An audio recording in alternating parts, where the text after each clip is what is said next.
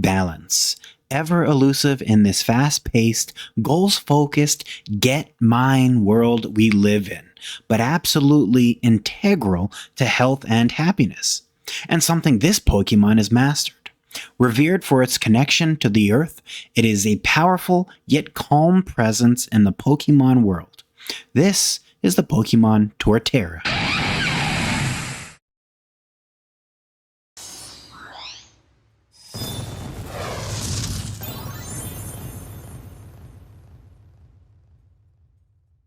Due to its youth and inexperience, Turtwig can be seen as an oxymoron. They are incredibly docile and mild-natured creatures, yet some are overly affectionate, biting their trainers as a way to demonstrate their love and care for them. So, they are protective yet inconsiderate, outgoing and bashful, still learning to find that balance that can lead to self-fulfillment and contentment. Biologically, they are exploring this concept of balance as well. They are hosts to a tiny sapling on their head. These will become vibrant and healthy with appropriate sunlight and adequate amounts of clean water. This allows the sapling to grow and blossom as the Turtwig does. Additionally, the shell that protects Turtwig is comprised of layers of hardened soil, meaning it is paramount Turtwig live near a lake or river to ensure its shell remains moist and healthy. If not, Turtwig will become imbalanced, leading to a dry, dusty, crusty, and crackling shell. Oversaturation with water is an issue too, as this can lead to a mushy and waterlogged shell, not fit to protect and nourish this Pokemon. Recent research has found that Turtwig's entire body is capable of performing photosynthesis, meaning even if its leaves are damaged, it can survive and even thrive. And while it's capable of eating solid foods, such as berries, they mainly use photosynthesis as their primary method to obtain nourishment and nutrients. The entire evolution line has developed the ability to pinpoint and sense these sources of clean and pure water, and they will even lead their friends, trainers, and other Pokemon to these sources, and they will serve as the protector to these precious gems. Now, due to being a starter Pokemon, they are pretty rare in the wild as they are mainly kept in captivity and given out to trainers. They do tend to gravitate toward dense forests with rivers nearby. As Turtwig evolve into Grottle, the characteristics I highlighted in the previous part only magnify and develop even more. For starters, the saplings are now blossoming and growing into bush-like trees and are able to produce deliciously sweet and nutritious berries. In Pokemon the series, Diamond and Pearl, Grottle is observed to produce nuts and acorns that other people and Pokemon can feed on instead of those berries.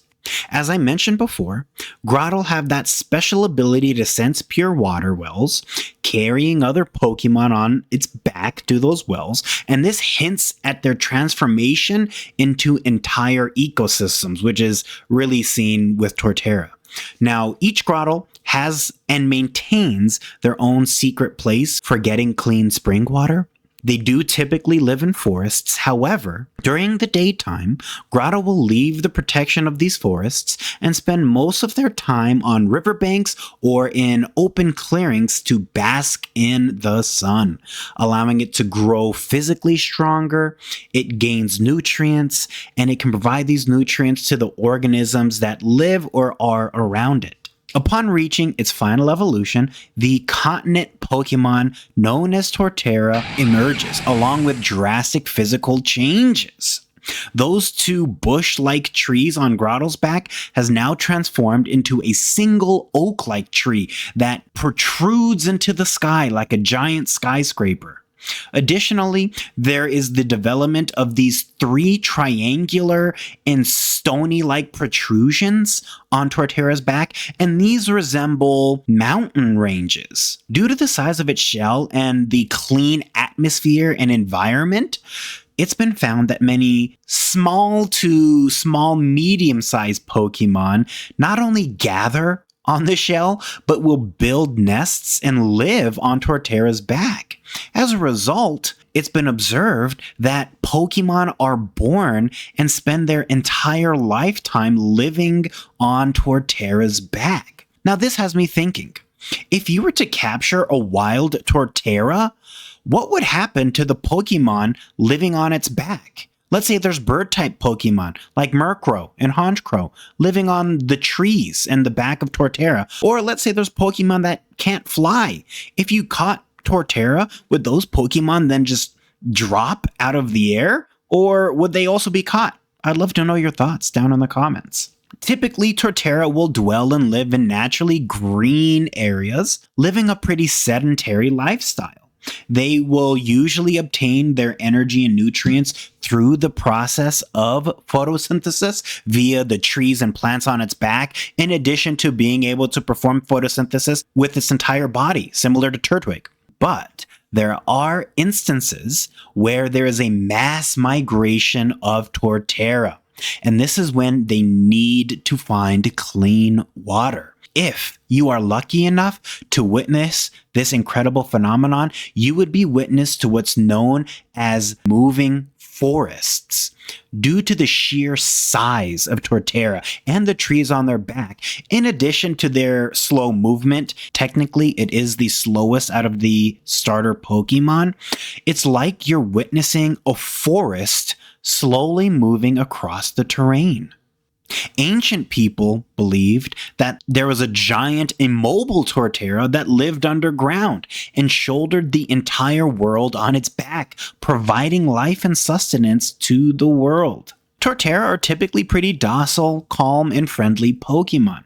But if you test this Pokemon, meaning you threaten to harm the Pokemon that live and inhabit its back or its trainer, its devastating physical power will be unleashed upon you using moves such as Wood Hammer or Earthquake. It can even set up using moves such as Curse to become even more bulky and physically powerful. But please keep in mind, but because of the secondary typing, yes, it is a grass and ground type Pokemon, and up until recently was the only grass and ground type Pokemon. Thanks a lot, Toad Squirrel. Just kidding. I love Toad Squirrel.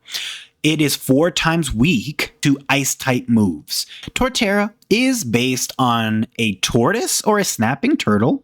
Additionally, there are inspirations from the Ankylosaurus, which is an armored dinosaur, and Torterra is based off several extinct and primitive stem turtles known as the Proganachilles and the Myolania.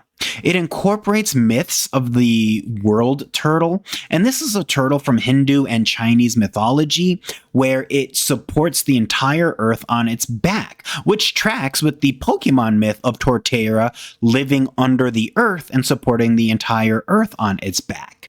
It also pulls inspiration from the Yggdrasil, which is the world tree in Norse mythology. If you look at the entire concept of Torterra, it's based on a biosphere, which is a region or surface of Earth that's occupied by living organisms, such as Pokemon and plants. Torterra's name comes from tortoise and terra, which is Latin for earth, and you'd know that if you watched The Office. It also incorporates Tuatara, a reptilian whose name means peaks on the back in the Maori language, and obviously that is a reference to those peaks and spikes on Torterra's back.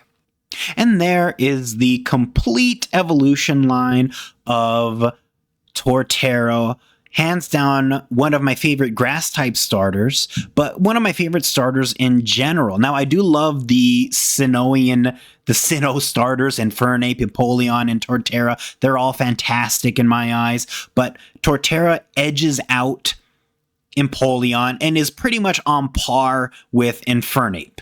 I do love Torterra's design in general, pulling inspiration from the world turtle and being able to sustain life on its back. My only issue is, and now this is just mainly a practical issue, you can't really animate and design it this way, but I would love for Torterra to be even bigger, like 2 times the size that it is now. And that includes Grottle. So Grottle, I would like to be maybe, you take half the size of Grottle and then add that to its current size.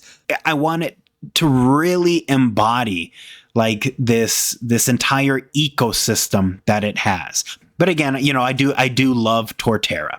I would love to know your thoughts on Torterra down in the comments below, as well as any other Pokemon you'd like me to do this series on. Thank you so much for all the support and time you spend on the channel.